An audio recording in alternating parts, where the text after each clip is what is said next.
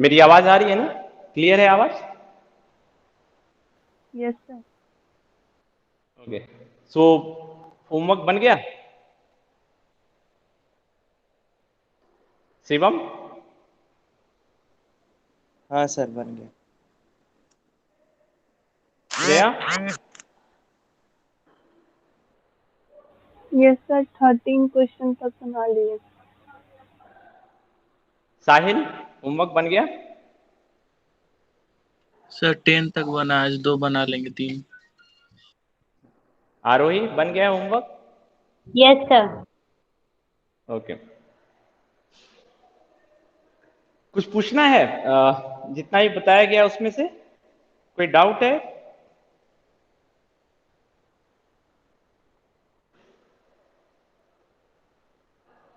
कुछ पूछना है? नहीं?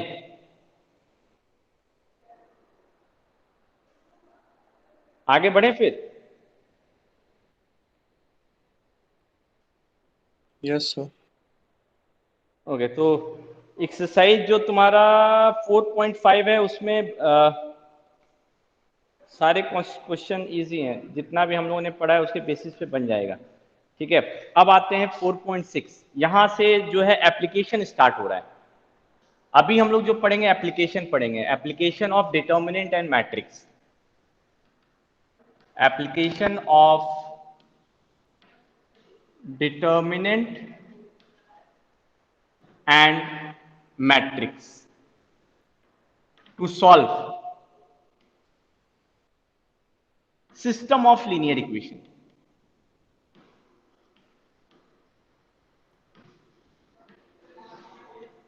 ठीक है। ये सिस्टम ऑफ लीनियर इक्वेशन तुमने क्लास 10th में ऑलरेडी पढ़ा है। सिस्टम ऑफ लीनियर इक्वेशन में जो सिस्टम में जो लीनियर इक्वेशन की संख्या थी वो थी 2, है ना?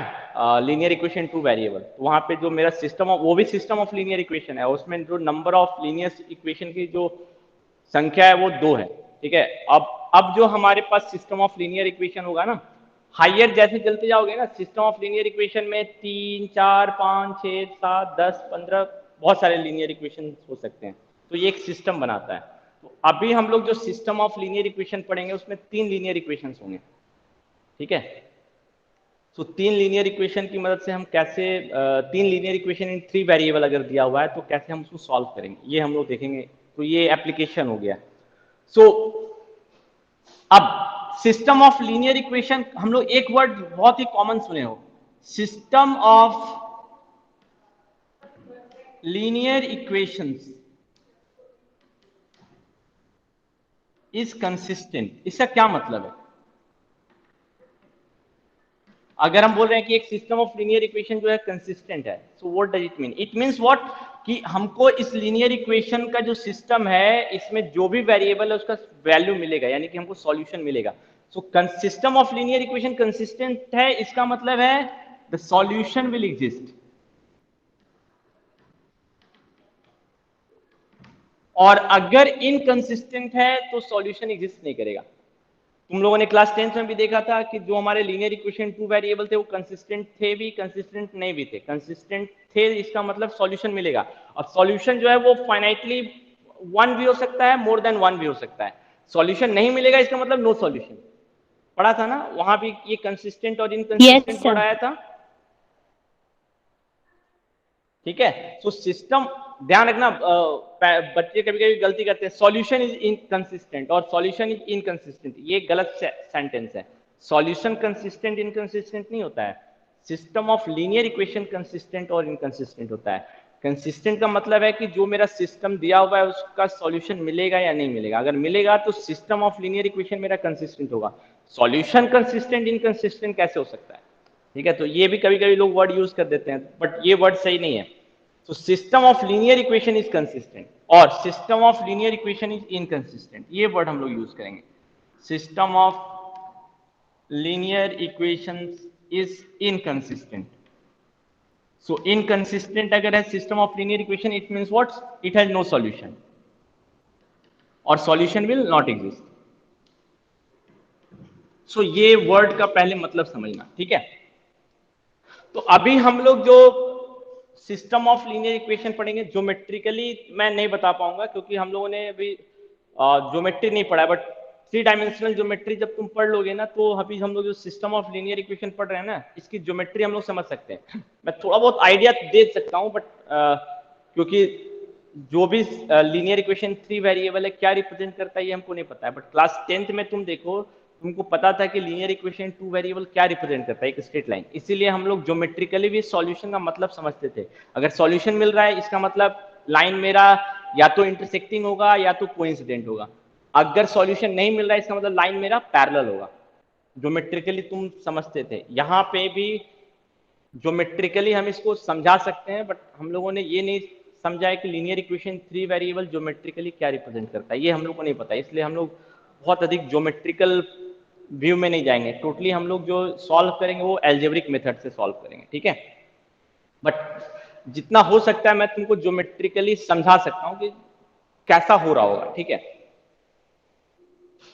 सो फर्स्ट था सिस्टम ऑफ लीनियर इक्वेशन मेरा कंसिस्टेंट है या नहीं, इसका क्या मतलब है। सिस्टम ऑफ लीनियर इक्वेशन मेरा इनकंसिस्टेंट है, इसका क्या मतलब है।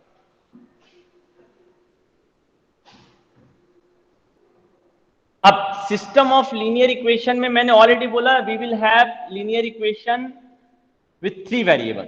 सो 3 वेरिएबल का लीनियर इक्वेशन कैसा दिखेगा, a1x plus b1y plus c1z is equal to d1। अब हमको अगर इसका सॉल्यूशन चाहिए तो 3 अननोन है तो 3 इक्वेशन चाहिए। तो जब भी तुमको लीनियर इक्वेशन 2 वेरिएबल दिया, 3 वेरिएबल दिया हुआ है, तो हमारे पास 3 लीनियर इक्वेशन 3 वेरिएबल होने चाहिए।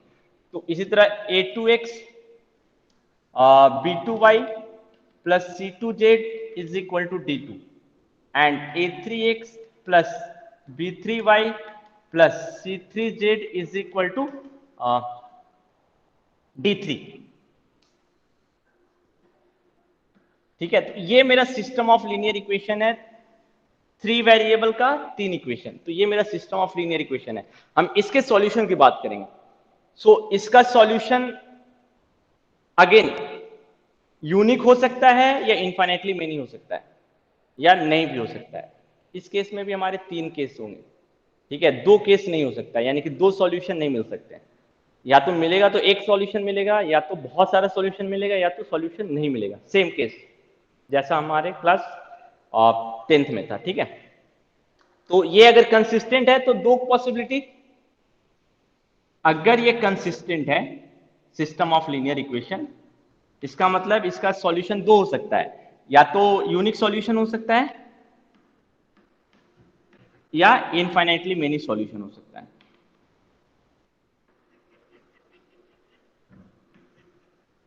और अगर इनकंसिस्टेंट है तो एक ही पॉसिबिलिटी है, नो सॉल्यूशन। इसका मतलब नो सॉल्यूशन। अब थोड़ा सा मैंने बोला कि मैं तुमको थोड़ी सी ज्योमेट्री बता दूंगा। अब तुम देखो linear equation in a1x plus b1y equal to c1 क्या रिप्रेजेंट करता है, straight line. Linear equation in 2 variable in 2 dimension represent straight line. Now linear equation in 3 variable है, इसका मतलब ये 3 डायमेंशन में होगा, और ये जो है एक प्लेन रिप्रेजेंट करता है, ठीक है। So linear equation in 3 variable in 3 dimension represent a plane. इसको हम 2 डायमेंशन में नहीं पढ़ सकते हैं, ये 2 डायमेंशन में हम इसको नहीं पढ़ सकते हैं। इसको जब भी हमको पढ़ना पड़ेगा तो 3 डायमेंशन में। तो ये इक्वेशन तुमको आएगा जब 3 डायमेंशनल ज्योमेट्री पढ़ोगे, तो ये इक्वेशन मिलेगा, ठीक है। तो हमेशा याद रखना कि जब भी लीनियर इक्वेशन इन 3 वेरिएबल अगर हम पढ़ रहे हैं तो वो क्या रिप्रेजेंट करता है, एक प्लेन रिप्रेजेंट करता है। तुम क्लास 9th में एक चीज पढ़े हो, x इक्वल टू 1 क्या रिप्रेजेंट कर रहा है,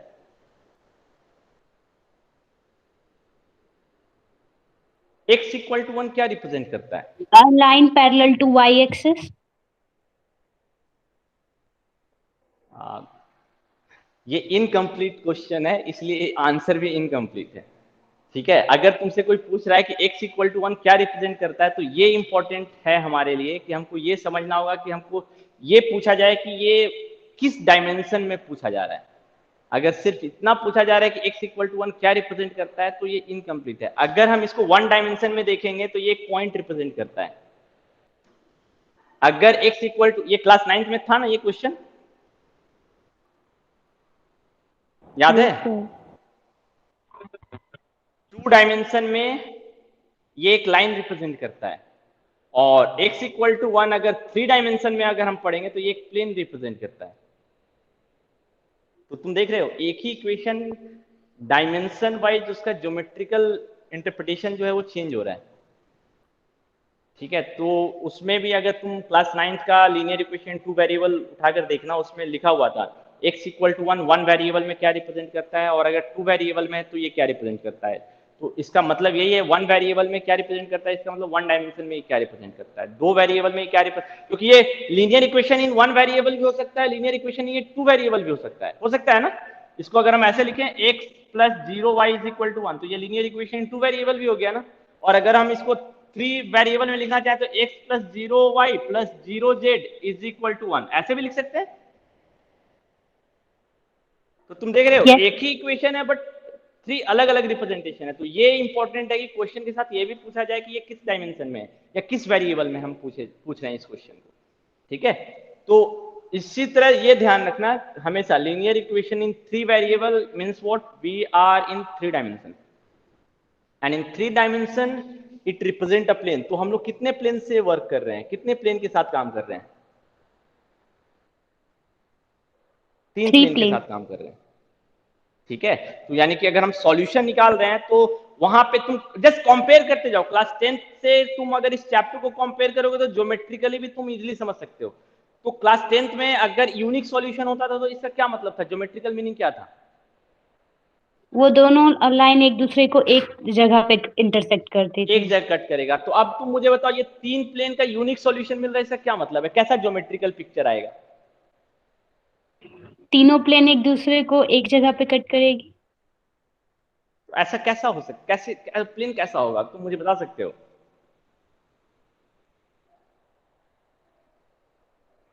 किसी को ज्योमेट्रिकली पता चल रहा है कि 3 प्लेन एक पॉइंट पे इंटरसेक्ट करेगा तो प्लेन कैसा दिखेगा। तुम्हारे आसपास भी ऐसा मिलता है मेरे ख्याल से। तुम्हारा रूम का कॉर्नर देखो, अपने रूम की कॉर्नर को अगर स्टडी करोगे तो उस रूम के कॉर्नर पे 3 प्लेन आके मिलता है। Yes sir. तुम देखो रूफ ये और साइड वाला वॉल, रूफ ये वॉल और साइड वाला वॉल, तीनों जिस कॉर्नर पे मिलता है वहां पे 3 ही प्लेन मिलते हैं ना। तो तुम समझ रहे हो ना, 3 प्लेन एक पॉइंट पे अगर इंटरसेक्ट कर रहा होगा तो कैसे इंटरसेक्ट कर रहा होगा। सबको समझ में आया। Yes sir. ठीक है, तो इसका मतलब अगर ये यूनिक सॉल्यूशन है, इसका मतलब ये तीनों प्लेन मेरा एक ही जगह पे कट कर रहा होगा। इनफाइनेटली मेनी सॉल्यूशन जैसे वहां पे क्या था, एक ही ज्योमेट्रिकल व्यू था ना, कि दोनों लाइन मेरा कोइंसिडेंट होगा। इस केस में बहुत सारे ज्योमेट्रिकल व्यू होंगे। 3 प्लेन अगर इनफाइनेटली मेनी सॉल्यूशन दे रहा है, इसका मतलब एक से अधिक पॉइंट पे कट कर रहा है तीनों प्लेन, तो ऐसा एक नहीं बहुत सारा ज्योमेट्रिकल व्यू होगा। ठीक है, एक हो सकता है तीनों प्लेन पैरेलल, तीनों प्लेन कोइंसिडेंट हो जाए, तीनों प्लेन कोइंसिडेंट हो जाएगा तो इनफाइनेटली मेनी सॉल्यूशन आएगा। Yes sir. एक ये हो सकता है, और क्या हो सकता है, और भी इनफाइनेटली मेनी सॉल्यूशन का ज्योमेट्रिकल कॉन्सेप्ट, ज्योमेट्रिकल व्यू आ सकता है ना। और कैसा हो सकता है प्लेन, एक तो तीनों कोइंसाइड कर जाए प्लेन तो इनफाइनेटली मेनी सॉल्यूशन होगा। और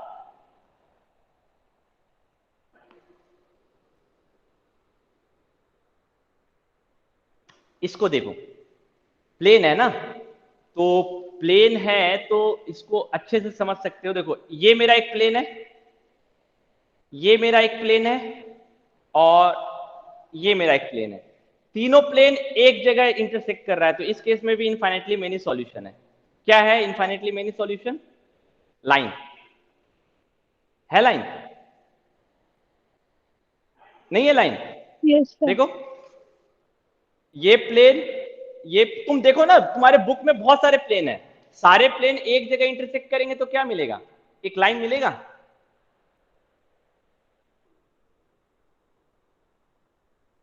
और उस लाइन पे कितने पॉइंट है, इनफाइनेटली मेनी पॉइंट है, और सारे पॉइंट सारे प्लेन को सेटिस्फाई करेंगे क्योंकि सारे प्लेन एक लाइन से ही पास कर रहे हैं।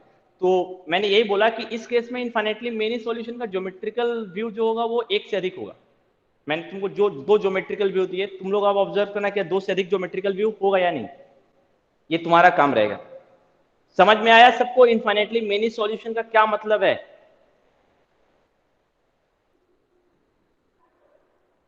Yes sir. कंफ्यूजन किसी को कोई कंफ्यूजन?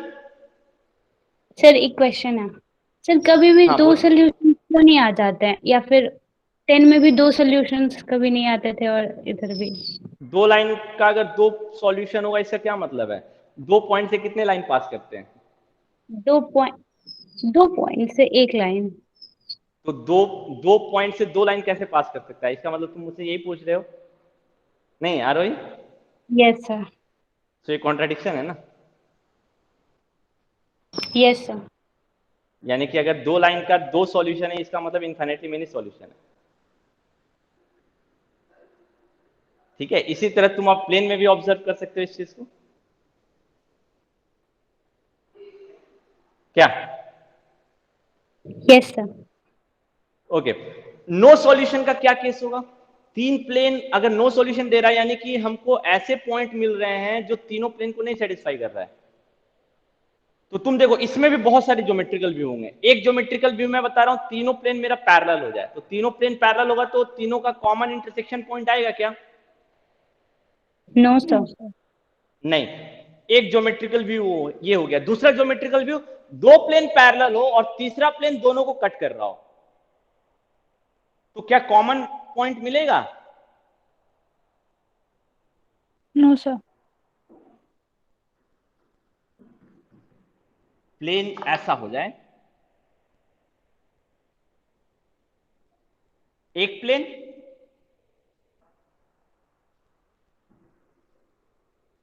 दो प्लेन दोनों पैरेलल है, और तीसरा प्लेन इसको भी कट कर रहा है,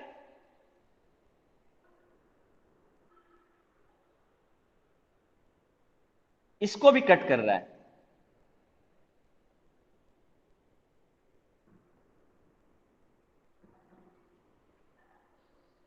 अब तुम ऑब्जर्व करो, इस केस में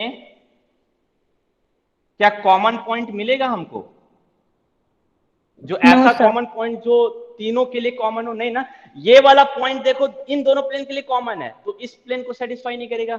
ये वाला जितना पॉइंट है इन इन दोनों प्लेन में कॉमन है बट इसको सेटिस्फाई नहीं करेगा। यानी कि इस केस में भी हम बोल सकते हैं कि सॉल्यूशन जो होगा नो सॉल्यूशन का केस होगा, इनफाइनाइटली मेनी सॉल्यूशन या यूनिक सॉल्यूशन का केस नहीं होगा। तो तुम देख रहे हो ना, इन नो सॉल्यूशन का भी एग्जांपल जो ज्योमेट्रिकल व्यू है वो बहुत सारा है, लेकिन 2 डायमेंशन में एक ही था। जब 2 लाइन पैरेलल होगा तो नो सॉल्यूशन होगा, बट 3 डायमेंशन में देखो, एक तीनों प्लेन पैरेलल हो जाए तब भी नो सॉल्यूशन, 2 प्लेन पैरेलल हो तीसरा प्लेन दोनों कट कर रहा हो तब भी नो सॉल्यूशन है, और भी बहुत सारा हो सकता है, और भी बहुत सारा हो सकता है।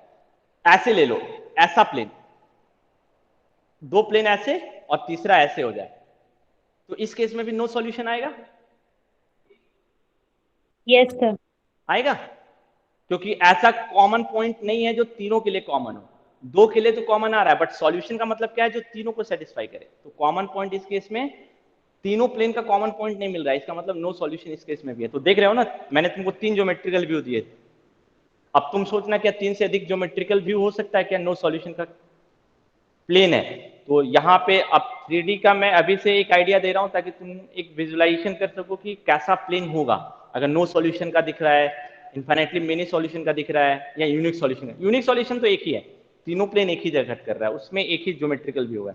बट नो सॉल्यूशन और इनफाइनाइटली मेनी सॉल्यूशन का एक से अधिक ज्योमेट्रिकल व्यू है।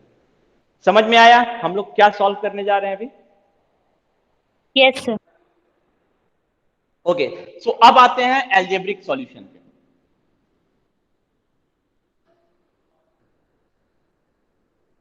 सो जो मेथड हम लोग यूज करेंगे इसको सॉल्व करने का, उसको हम लोग बोलते हैं मैट्रिक्स मेथड। ठीक है, एक और मेथड होता है क्रेमर रूल, बट वो हमारे सिलेबस में नहीं है। इसको सॉल्व करने का क्रेमर्स रूल भी है। हम लोग जो मेथड पढ़ेंगे वो है मैट्रिक्स मेथड। सो एग्जाम में कभी कभी आता है solve the system of linear equation by using matrix method. नहीं भी दिया हुआ है तो हमको सॉल्व करने के लिए अगर आया तो हम मैट्रिक्स मेथड ही यूज करेंगे। ठीक है, हमारे पास एक ही मेथड है। सो मैट्रिक्स मेथड से कैसे इसको सॉल्व करेंगे इस पे आते हैं। तो इसका मतलब हमको मैट्रिक्स और डिटर्मिनेंट का यूज करना है। तो पहला चीज तो ये है कि इस सिस्टम ऑफ लीनियर इक्वेशन को हम एक मैट्रिक्स में कन्वर्ट करें। तो मैट्रिक्स में कैसे कन्वर्ट करेंगे इस सिस्टम ऑफ लीनियर इक्वेशन को, वो देखो।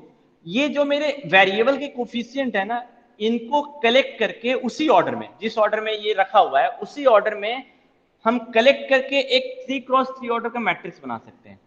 A1 B1 C1 A2 B2 C2 A3 B3 C3।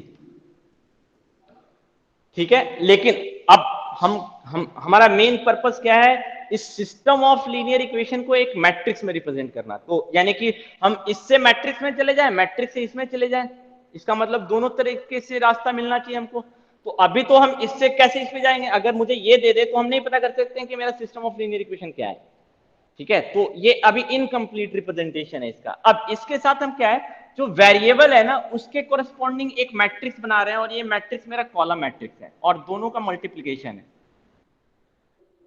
अब तुम ऑब्जर्व करो, अगर हम इन दोनों मैट्रिक्स को मल्टीप्लाई करेंगे तो ये वाला पार्ट मिलेगा, देखो a1x plus b1y plus c1, लेकिन इसके साथ d1 d2 d3 भी है, तो इक्वल टू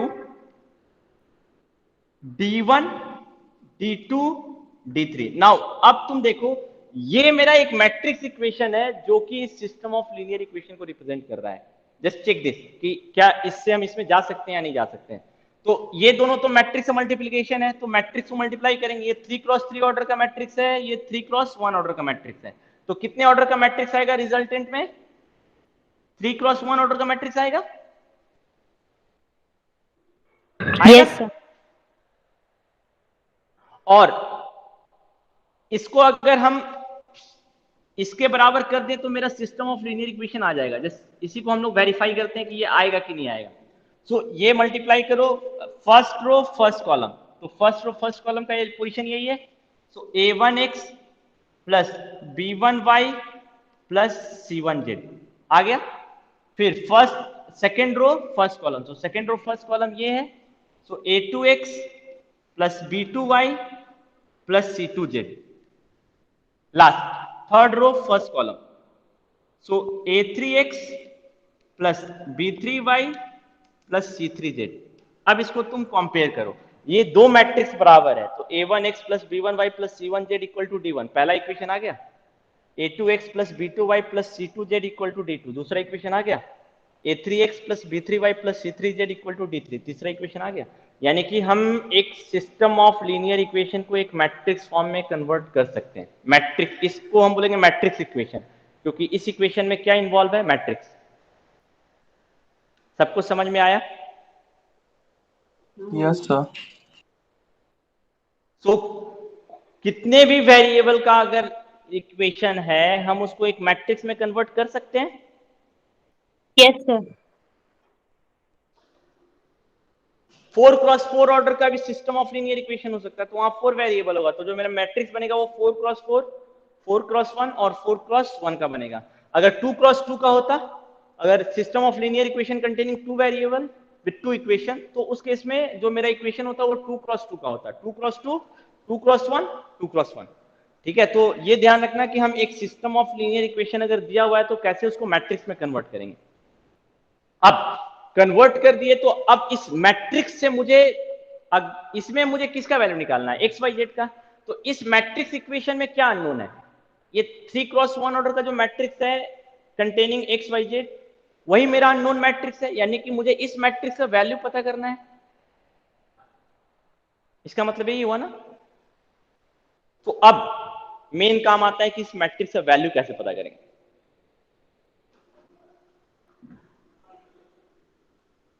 सो तुम अब देखो कि इस मैट्रिक्स के लिए मैं एक नोटेशन यूज कर सकता हूं ए, इसके लिए कैपिटल एक्स, क्योंकि हम मैट्रिक्स का नाम जो है कैपिटल लेटर में यूज करते हैं, इसके लिए बी। यानी कि ये मेरा मैट्रिक्स इक्वेशन है, ax इक्वल टू बी। मुझे इसमें इस एक्स मैट्रिक्स का वैल्यू पता करना है। और तुम ये ध्यान रखो कि ये, हाँ, ये मेरा 3x3 ऑर्डर का मैट्रिक्स है। तो अब तुम जैसे ही ये चीज आया तो तुम खुद देखो कि इस इक्वेशन को तुम कैसे सॉल्व करते थे। बेसिक पे जाओ, 2 को तुम कैसे सॉल्व करते थे, 2x प्लस 3 को कैसे, 2x इक्वल टू 3 को कैसे सॉल्व करते थे, याद है? बेसिक आइडिया क्या था इसका सॉल्व करने का? 2 को उधर डिवाइड में भेज देंगे सर। नहीं, ये बेसिक आइडिया नहीं है। तो क्लास दोनों तरफ 6 से और डिवाइड कर देंगे सर। और थोड़ा सा स्पेसिफिक हो, ये भी अभी भी स्पेसिफिक टर्म नहीं है। x की जगह पे 1 2 पुट दोनों साइड हम 2 के मल्टीप्लिकेटिव इनवर्स से मल्टीप्लाई करेंगे। ये मैथमेटिकली करेक्ट सेंटेंस है। दोनों साइड हम क्या कर रहे हैं, 2 का मल्टीप्लिकेटिव इनवर्स मल्टीप्लाई कर रहे हैं। तुम याद करो क्लास 6 और 7 में जब linear equation in one variable आया था फर्स्ट टाइम, वहां पे चैप्टर का नाम है सिंपल इक्वेशन। देखना वहां पे जब इसको सॉल्व करना सिखाया गया है ना, तो वहां पे बोला जाता था कि हम दोनों साइड 2 के मल्टीप्लिकेटिव इनवर्स, अगर ऐसा होता था 2x + 3 = 9, तो हम पहले दोनों साइड 3 के एडिटिव इनवर्स को जोड़ेंगे, फिर उसके बाद 2 के मल्टीप्लिकेटिव इनवर्स को दोनों साइड मल्टीप्लाई करेंगे। ये आइडिया था। क्लास 6 और 7 की बुक में, ये एनसीईआरटी की बुक में लिखा हुआ है, ठीक है। तो तुम देखो, इसको भी सॉल्व करने के लिए हम लोग मल्टीप्लिकेटिव इनवर्स का कॉन्सेप्ट यूज करते थे। यहां भी अब सेम कॉन्सेप्ट यूज हो रहा है। x = b, मुझे x का वैल्यू निकालना है। इसका मतलब मुझे a के इनवर्स से जो मल्टीप्लिकेटिव इनवर्स है उससे दोनों साइड मल्टीप्लाई करना पड़ेगा। सो a इनवर्स के मल्टीप्लिकेटिव इनवर्स से दोनों साइड हमको मल्टीप्लाई करना पड़ेगा। इसका मतलब ऐसा ही है ना? Yes sir. ठीक है। सो अब जैसे ही हमने a का मल्टीप्लिकेटिव इनवर्स दोनों साइड मल्टीप्लाई किया, तुम्हारे दिमाग में एक क्वेश्चन ऑटोमेटिकली राइज होना चाहिए, तो क्या Yes, a का इनवर्स मिलेगा? a का इनवर्स क्या मिलेगा? अगर हम ये मल्टीप्लाई कर रहे हैं तो हम कंक्लूड पहले ही कर ले रहे हैं कि a का इनवर्स मिलेगा, बट ये गलत है। हम पहले कंक्लूड नहीं कर सकते हैं। अब तुम्हारे पास ऑलरेडी एक मेथड है कि a का इनवर्स मिलेगा या नहीं मिलेगा, ये हम कैसे पता करेंगे? तो क्या था लास्ट क्लास में हम लोगों ने देखा था, when determinant is non-zero is not equal to determinant 0. Of a is non zero. उस मैट्रिक्स को हम लोग क्या बोलते हैं? Non singular matrix. Non singular matrix. यानी कि ये लाइन लिखने से पहले सबसे पहले तुम ये क्या करो, a का डिटर्मिनेंट निकालो और चेक करो कि ये 0 के बराबर है या नहीं। अगर ये नॉन जीरो है, देन हम यहां पे एक स्टेटमेंट लिखेंगे, a inverse will exist. And now हम दोनों साइड a इनवर्स से मल्टीप्लाई कर सकते हैं। सो a inverse into ax is equal to a inverse into b. Now we can use associative property. Multiplication is associative. So a inverse into a into x is equal to a inverse b. So ये identity matrix. So ix is equal to a inverse b. So x is equal to a inverse b. तुम देखो x matrix का value निकल गया, उसके बाद compare कर देंगे दोनों साइड, तो a x y z का हमको वैल्यू निकल जाएगा। प्रोसेस समझ में आया?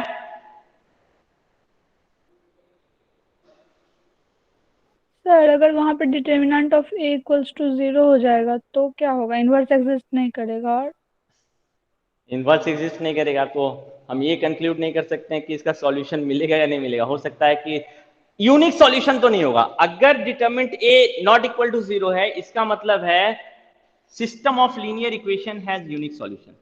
System of linear equation has unique solution, ये हम गारंटी के साथ बोल सकते हैं। लेकिन अगर डिटर्मिनेंट ऑफ a मेरा 0 हो गया, तो एक चीज तो हम बोल सकते हैं, इस सिस्टम ऑफ लीनियर इक्वेशन का यूनिक सॉल्यूशन नहीं होगा।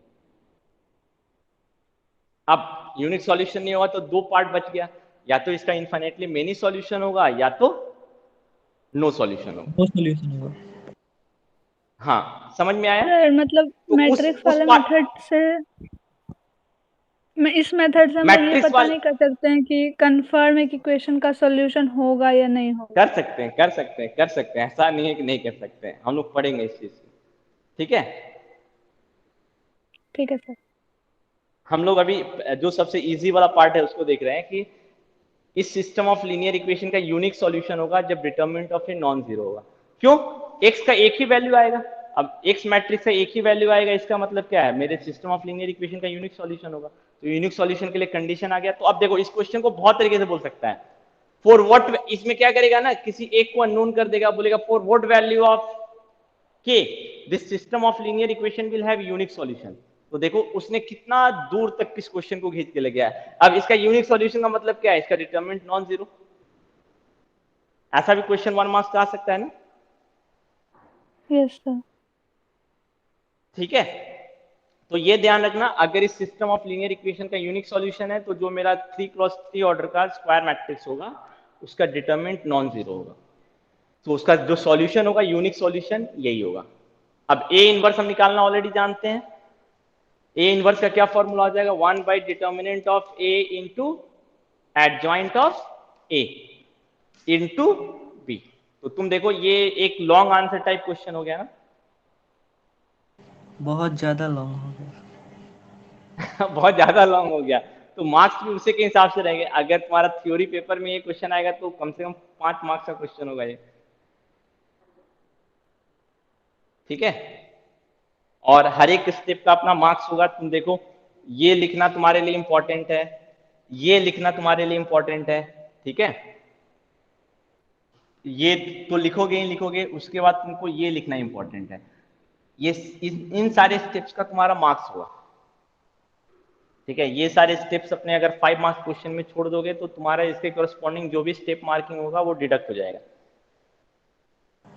सर ठीक है, हाँ तो हर बार सर वो मतलब मल्टीप्लाई करके दिखाना होगा या डायरेक्ट नहीं लिख देंगे ए इनवर्स एग्जिस्ट कर रहा है तो x equal to A inverse B. हाँ, मैंने देखो ये एरो मार्क्स में नहीं दिया है। यस ठीक है, ये इंपॉर्टेंट स्टेप है। ठीक है, ठीक है। उसके बाद तो तुमको एडजॉइंट निकालना ही पड़ेगा, तभी तो तुम ए इनवर्स का Yes. वैल्यू निकाल पाओगे। तो एडजॉइंट निकालने का अपना मार्क्स होगा। ठीक है, और फिर तुमको एक्स का वैल्यू निकालने का अपना मार्क्स होगा। तो ये टोटल 5 मार्क्स का क्वेश्चन चला जाएगा। ठीक है, सर वहाँ पे अलग से एडजॉइंट निकालना जरूरी है, मतलब डायरेक्ट नहीं लिख सकते हैं वहाँ पे, मतलब हाँ एडजॉइंट डायरेक्ट लिख दो कैलकुलेट ना करके। एडजॉइंट। तो एडजॉइंट निकालना पड़ेगा ना, मैंने यही बोला एडजॉइंट निकालने का मार्क्स होगा। अब तुम को फैक्टर निकालो, एक एक करके दिखा दो, फिर एडजॉइंट लिखो, तब भी वही मार्क्स मिलेगा। डायरेक्ट तुम एडजॉइंट लिखोगे तब भी, क्योंकि एग्जामिनर क्या देखेगा, को फैक्टर्स में तुम्हारे एडजॉइंट में तुमने को फैक्टर का कैलकुलेशन सही किया है कि नहीं। अगर एक भी को फैक्टर का कैलकुलेशन गलत होगा तो एडजॉइंट ऑटोमेटिकली गलत हो जाएगा। ठीक है। ठीक है,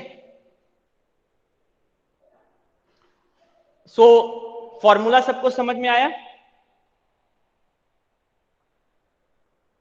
यस सर। ओके, मैं एक Yes, क्वेश्चन sir. सॉल्व कर दे रहा हूं। ठीक है,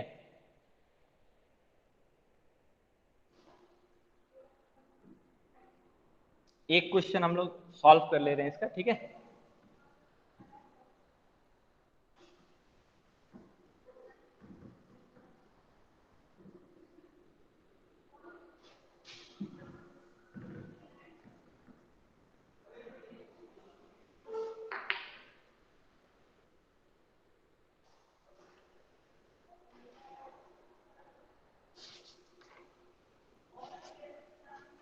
ओके सपोज क्वेश्चन है तुम्हारा 3x minus 2y plus 3z is equal to 8, 2x plus y minus z is equal to, चलो इस ये तो बहुत इजी हो गया, थोड़ा सा टिपिकल ले लेते हैं।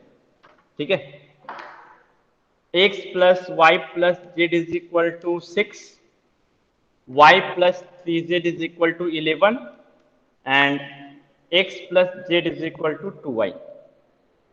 तो तुमको मैंने बोला है ऑलरेडी कि जो हम ए मैट्रिक्स बनाते हैं वो एक ऑर्डर में होता है, कि हमको पता है कि जो पहला वाला कॉलम होगा वो एक्स वेरिएबल को रिप्रेजेंट करेगा, दूसरा वाला कॉलम वाई वेरिएबल को रिप्रेजेंट करेगा, तीसरा वाला कॉलम जेड वेरिएबल। ऐसा नहीं है। ठीक है, तुम अपने हिसाब पहले एक्स को बाद में जेड को लास्ट में कर सकते हो। तो तुमको ध्यान रखना है कि ये ऑर्डर हमको हर जगह मेंटेन रखना होगा। ठीक है, मैंने क्या बोला वो समझ में आया ना।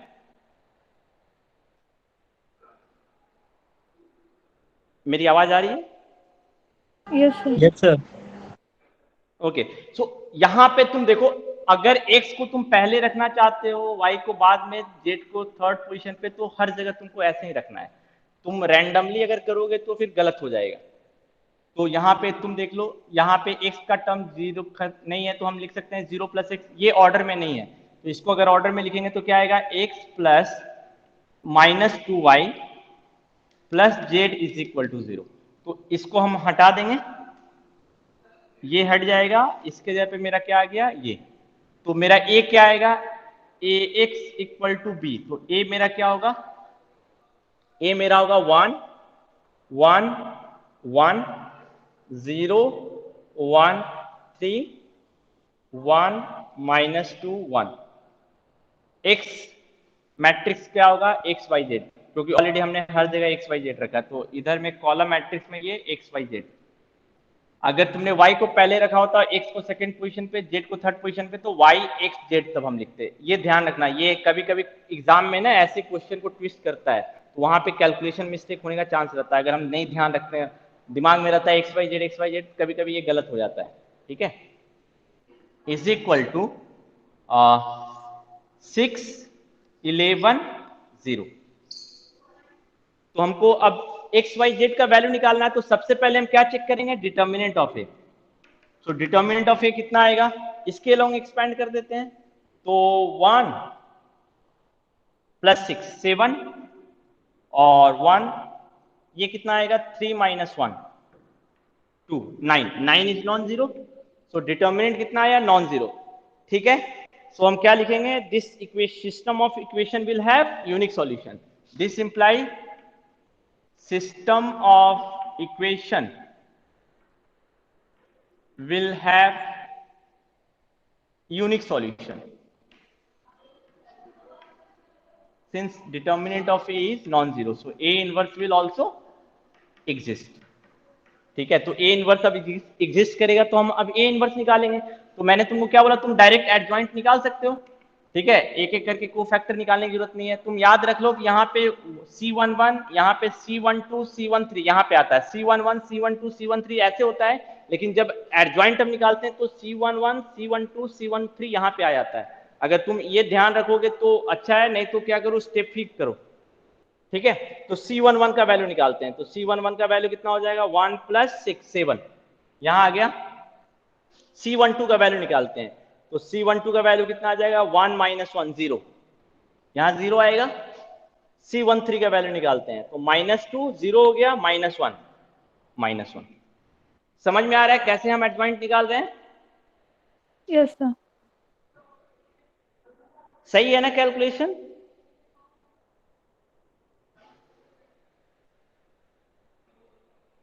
नहीं, गलत है, ये देख लो, तुम लोगों ने ध्यान नहीं दिया। 0 -3, ये -3 होगा, और -3 होगा, लेकिन ये 1 2 पोजीशन है इसलिए प्लस हो जाएगा। इसी तरह इस पे आओ, तो ये क्या है, 2 1 2 2 2 3, तो इसका निकालो अब। सो ये खत्म हो गया, ये खत्म हो गया, तो 1 + 2 3, लेकिन माइनस वाला पोजीशन है तो -3।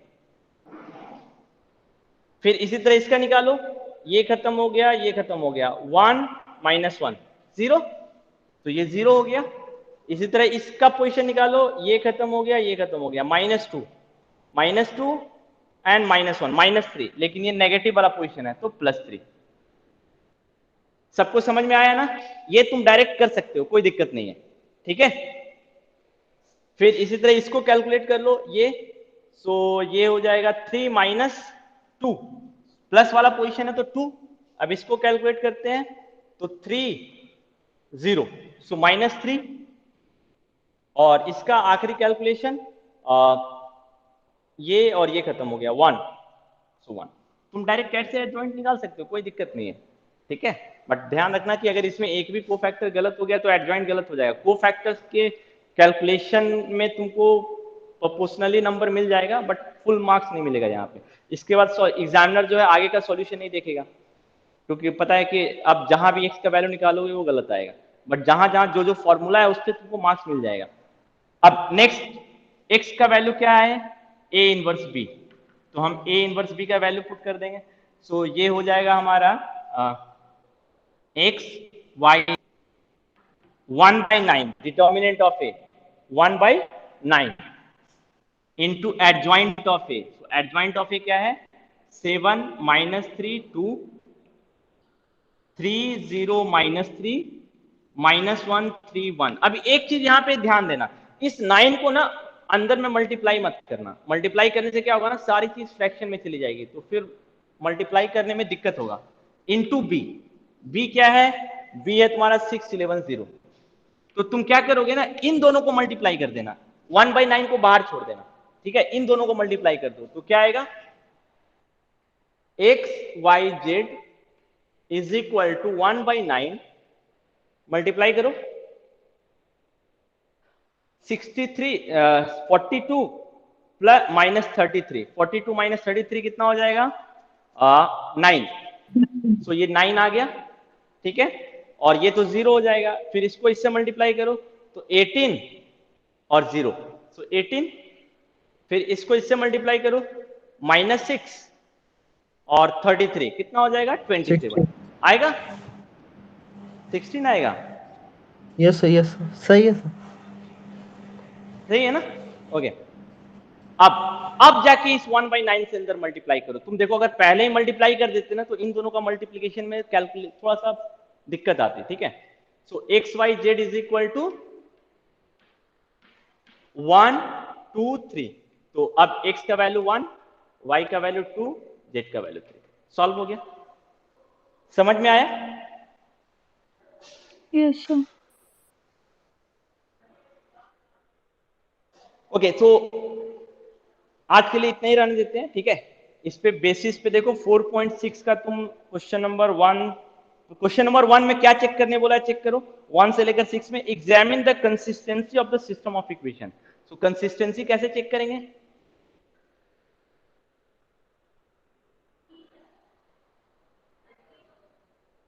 डिटर्मिनेंट निकाल डिटर्मिनेंट ऑफ ए निकाल दो, नॉन जीरो होगा तो। हाँ, लेकिन consistence determinant of A non zero है तो हम बोलेंगे कि कंसिस्टेंट है। नॉन जीरो अगर नहीं है, जीरो है, तो हम नहीं बोल सकते। कंसिस्टेंट हो भी सकता है, नहीं भी हो सकता है, ठीक है? तो ये वाला पार्ट अभी हमारा पूरा कंप्लीट नहीं हुआ है 1 से 6, क्योंकि अभी कुछ पार्ट बचे हुए हैं कि उसके बाद हम कैसे चेक करें कि मेरा सिस्टम ऑफ इक्वेशन कंसिस्टेंट है या नहीं।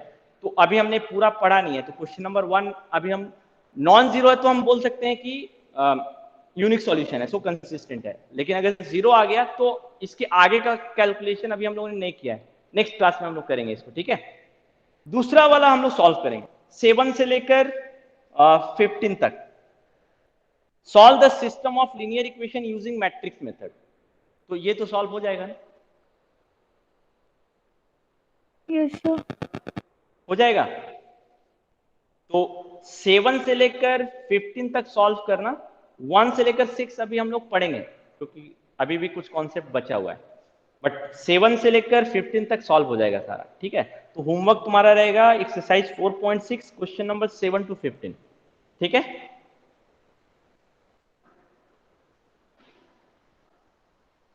कुछ पूछना है और?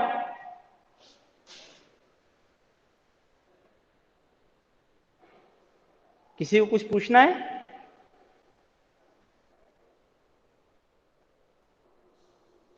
नहीं? तो क्लास खत्म करें? Yes sir. ओके, तो चलो फिर